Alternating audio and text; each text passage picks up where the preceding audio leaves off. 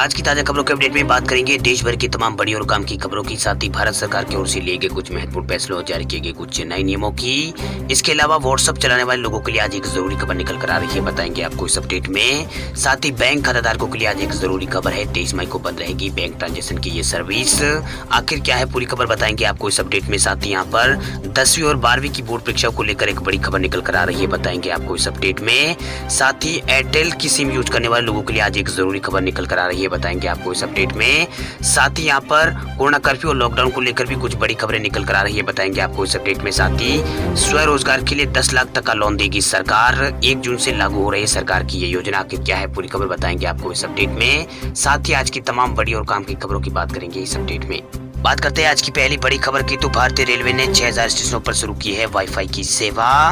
भारतीय रेलवे अब भारत के अंदर 6000 रेलवे स्टेशनों पर वाईफाई की सुविधा मुहैया करा रहा है। झारखंड राज्य का हजारीबाग देश का 6000वां रेलवे स्टेशन बन गया है, जहां पर वाईफाई की फ्री सेवा शुरू की गई है। वह रेलवे ने सबसे पहले साल 2016 में मुंबई रेलवे स्टेशन पर फ्री वाईफाई की सेवा उपलब्ध कराई थी। अब तक देश में 6000 स्टेशन ऐसे हो चुके हैं जहां पर ये फ्री वाईफाई की सेवा स्टार्ट हो चुकी है। वही रेलवे ने 15 मई को ओडिशा के अंगुल जिले के जारापादा स्टेशन पर यह सुविधा मुहैया कराई गई थी। वही रेलवे ने कहा है कि रेलवे स्टेशनों पर वाईफाई सुविधा भारत सरकार के डिजिटल इंडिया प्रोग्राम के लक्ष्यों को पूरा करती है। इन रेलवे स्टेशनों पर यात्रियों को आधा घंटे तक फ्री इंटरनेट सेवा मिलती है, जिसके बाद 10 रुपए से 70 रुपए के रिचार्ज पर 5 GB से 60 GB तक का एक्स्ट्रा डेटा यहाँ पर मिलता है। वही रेलवे स्टेशन पर स्वयं के आधार पर वाईफाई का प्रावधान करना होता है, जिससे रेलवे पर यहाँ पर अधिक बोझ नहीं आता है। ये सुविधा रेल मंत्रालय के तहत एक यहाँ पर रेलटेल की मदद में ली जा रही है। ये काम गूगल और यहाँ पर USFO के तहत ये काम यहाँ पर हो रहा है, इनकी साझेदारी से यहाँ पर हो रहा है। इसके अलावा यहाँ पर PGCIL और टाटा ट्रस्ट के साथ साझेदारी इसमें की गई है। वही फ्री वाईफाई सेवा लेने के लिए आपको अपने डिवाइस का वाईफाई ऑन करके फ्री वाईफाई नेटवर्क सर्च यहाँ आपको करना होगा। अब यहाँ पर अब आपके मोबाइल के अंदर जो वाईफाई सेवा है वहाँ पर रेलवायर नेटवर्क दिखाई देगा, उसे सिलेक्ट करें और कनेक्ट होने के बाद आपके डिवाइस पर रेलवायर का होम पेज ओपन होगा। यहाँ आपको अपना मोबाइल नंबर डालना होगा, तब आपको एक OTP मिलेगा। अब OTP डालने पर आपका डिवाइस उस रेलवे स्टेशन का फ्री जो वाईफाई है उससे आपका जो मोबाइल डिवाइस है वो यहाँ पर से जुड़ जाएगा और आप भी फ्री वाईफाई की सेवा यहाँ पर ले सकेंगे। लेकिन फिलहाल आधा घंटा ही यहाँ पर ये फ्री सेवा ले सकते हैं। इसके बाद में आपको टॉप अप जो रिचार्ज वगैरह होते हैं वो कराने होंगे। चलिए बात करते हैं अगली खबर की, तो अमेजोन लाया है free video streaming service. Users मुफ्त में देख सकेंगे वेब सीरीज और ढेर सारे कंटेंट। भारत में वीडियो स्ट्रीमिंग प्लेटफॉर्म का ट्रेंड काफी तेजी से बढ़ रहा है। ज्यादातर लोग घर पर ही फोन या फिर लैपटॉप से हजारों फिल्में और वेब सीरीज का लुत्फ उठाना पसंद कर रहे हैं। यही वजह है कि पिछले कुछ सालों से वीडियो स्ट्रीमिंग प्लेटफॉर्म पर कंटेंट कई गुने यहाँ पर बढ़े हैं। इसका जो कॉम्बिनेशन है वो काफी यहाँ पर बड़ा है। वही कोरोना वायरस महामारी के कारण सिनेमा हॉल और थिएटर बंद होने के कारण वीडियो स्ट्रीमिंग प्लेटफॉर्म का यूजेज बेस काफी गुना यहाँ पर भारत के अंदर बढ़ गया है। इसी को देखते हुए अमेजोन ने एक और free video streaming service mini TV यहाँ पर लॉन्च किया है। भाई अमेजोन ने अपनी शॉपिंग ऐप यानी जो अमेजोन का आप जिससे शॉपिंग वगैरह करते हैं उस ऐप में ही आपको एक free video streaming service mini TV नजर आएगा। मिनी टीवी दुनिया में सबसे पहले भारत में यहाँ पर लॉन्च किया गया है। अमेजोन ने अपने बयान में कहा है कि मिनी टीवी के लॉन्च होने के साथ ही मुफ्त में एंटरटेनमेंट वीडियोस देखने की सुविधा इसमें मिलेगी। इसके लिए यूजर्स को अलग से कोई भी यहाँ पर ऐप इंस्टॉल नहीं करना होगा। वही मिनी टीवी पर users web series, tech news और फूड, ब्यूटी, फैशन समेत अन्य तरह के यहाँ पर कंटेंट वो देख सकेंगे। ये सर्विस अमेजोन के शॉपिंग जो ऐप है उस पर उपलब्ध होगी और ये एंड सपोर्टेड होगी। हालांकि अभी इसे सिर्फ एंड्रॉयड फोन्स जो एंड्रॉयड मोबाइल चलाते हैं उनके फोन्स के शॉपिंग ऐप पर ही उपलब्ध यहाँ पर कराया गया है, लेकिन आने वाले कुछ महीनों में से आईफोन यानी iOS और वेब पर भी इसे उपलब्ध यहाँ पर कराया जाएगा। चलिए बात करते हैं अगली खबर की, तो बैंक खाताधारकों के लिए जरूरी खबर, 23 मई को बंद रहेगी बैंक ट्रांजेक्शन की ये सर्विस। RBI ने इसकी बताई है वजह। अगर आप डिजिटल ट्रांजेक्शन करते हैं तो आपके लिए एक बहुत ही जरूरी खबर है। दरअसल भारतीय रिजर्व बैंक ने बताया है कि NEFT यानी national electronic fund transfer service 23 मई को कुछ देर के लिए बंद रहेगी।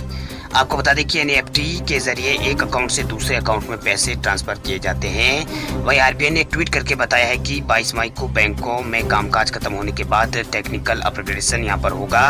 इस वजह से NEFT की सुविधा 23 मई को यहाँ पर 12:01 रात्रि को यहाँ पर 12:01 से लगाकर दोपहर 2 बजे तक यानी 12 बजे से लगाकर 2 बजे तक यहाँ पर ये काम नहीं करेगी ये सुविधा NEFT। हालांकि इस दौरान RTGS की सर्विस पूर्ण रूप से यहाँ पर काम करती रहेगी। मतलब यह है कि इस समय अवधि में आप NEFT के जरिए पैसे ट्रांसफर कर रहे हैं तो ट्रांजेक्शन आपका फेल हो जाएगा। ऐसा यहाँ पर रिजर्व बैंक ने ट्वीट करके बात ये कही है। वही NEFT क्या है तो उसके बारे में आपको बता दें कि एक सर्विस है जिसके जरिए फंड ट्रांसफर की सुविधा मिलती है। इसके तहत ग्राहक उन बैंकों को ट्रांसफर कर सकते हैं जो यहाँ पर NEFT की सेवा प्रदान करते हैं। इस दौरान मामूली चार्ज भी लगता है लेकिन कुछ देर में ही पैसे यहाँ पर ट्रांसफर हो जाते हैं। आमतौर पर NEFT की मैक्सिमम लिमिट 10 लाख रुपए होती है लेकिन कॉर्पोरेट बैंकिंग में ये करोड़ों तक भी हो सकती है। देश के अधिकतर निजी और सरकारी बैंक ये सुविधा यहाँ पर मुहैया कराते हैं। चलिए बात करते हैं अगली खबर की। तो पश्चिम बंगाल बोर्ड ने 10वीं और 12वीं की बोर्ड परीक्षाओं को किया है स्थगित। अब जून में नहीं होगी परीक्षाएं। बढ़ते कोरोना संक्रमण के मामलों को देखते हुए पश्चिम बंगाल में 14 दिन के लॉकडाउन की घोषणा हो चुकी है। इसके साथ ही राज्य में 10वीं और 12वीं की बोर्ड परीक्षाओं को स्थगित यहाँ पर कर दिया गया है। आपको बता दें कि पश्चिम बंगाल राज्य के अंदर 10वीं की परीक्षाएं 1 जून से शुरू होने वाली थी जबकि 12वीं की परीक्षाएं यहाँ पर 15 जून से शुरू होने वाली थी। फिलहाल की स्थिति की समीक्षा के बाद शिक्षा विभाग द्वारा परीक्षा की नई तारीखों को लेकर संशोधित कार्यक्रम की घोषणा यहाँ पर की जाएगी। वही संबंध में मुख्य सचिव ने कहा है कि राज्य के लिए माध्यमिक और उच्च माध्यमिक परीक्षा जो जून में होनी थी उन्हें अगले आदेश तक के लिए अब स्थगित कर दिया गया है। राज्य का शिक्षा विभाग यथोचित पर्याप्त समय के साथ संशोधित कार्यक्रमों की घोषणा यहाँ पर करेगा। उन्होंने ये भी कहा है कि लॉकडाउन के दौरान परीक्षा आयोजित करने की व्यवस्था कराना काफी मुश्किल है। इसके साथ ही मुख्य सचिव ने ये भी कहा है कि शिक्षा विभाग दोनों परीक्षाओं के लिए संशोधित कार्यक्रम तय करने को लेकर जल्द ही राज्य के बोर्ड अधिकारियों के साथ बैठक करेगा और अंतिम फैसला यहाँ पर लिया जाएगा। चलिए बात करते हैं अगली खबर की। तो टेक्नोलॉजी से जुड़ी ये बड़ी खबर है। व्हाट्सएप को ले डूबी है व्हाट्सएप पॉलिसी। डेडलाइन से पहले सिग्नल और टेलीग्राम के यूजर्स में हुई है जबरदस्त बढ़ोतरी। व्हाट्सएप के प्रतिद्वंदी सिग्नल और टेलीग्राम के डाउनलोड में करीब 1200% की बढ़ोतरी यहाँ पर देखी गई है। फेसबुक के मालिकाना हक वाले व्हाट्सएप ने अपडेटेड प्राइवेसी पॉलिसी स्वीकार न करने के चलते कहा था कि यूजर्स को अपना अकाउंट डिलीट करना होगा। उसके बाद देश भर में डेटा सिक्योरिटी को लेकर यहाँ पर कैंपेन चला जिसका फायदा दूसरे मैसेजिंग प्लेटफॉर्म जैसे कि सिग्नल और टेलीग्राम ऐप्स को यहाँ पर मिला है। ये दोनों ऐप यहाँ पर सिक्योरिटी के मामले में बेहतर फीचर्स ऑफर यहाँ पर करते हैं। अब एक लेटेस्ट रिपोर्ट में पता चला है कि टेलीग्राम और सिग्नल ने डाउनलोड्स के मामले में 1200% तक की यहाँ पर बढ़ोतरी इसमें देखी गई है। व्हाट्सएप यूजर्स के लिए 15 मई को डेडलाइन खत्म होने से बिल्कुल पहले ही इन दोनों ऐपों में एक बार फिर यहाँ पर दोनों ऐपों को यहाँ पर फायदा हुआ है। ऐसा लगता है कि जनवरी में लोगों में व्हाट्सएप के लिए बड़े आक्रोश के बाद इन दोनों प्लेटफॉर्म को खासा फायदा यहाँ पर मिला है। मोबाइल एप्लीकेशन के रिव्यूज करने वाली एक एनालिटिक्स फ्रॉम सेंसर टावर की रिपोर्ट के मुताबिक टेलीग्राम और सिग्नल दोनों के डाउनलोड में जनवरी में भारी बढ़ोतरी यहाँ पर देखी गई है। जनवरी में ही व्हाट्सएप ने अपनी अपडेटेड प्राइवेसी पॉलिसी का ऐलान किया था जिससे फेसबुक को व्हाट्सएप यूजर्स का डेटा एक्सेस करने की अनुमति यहाँ पर मिल पाएगी।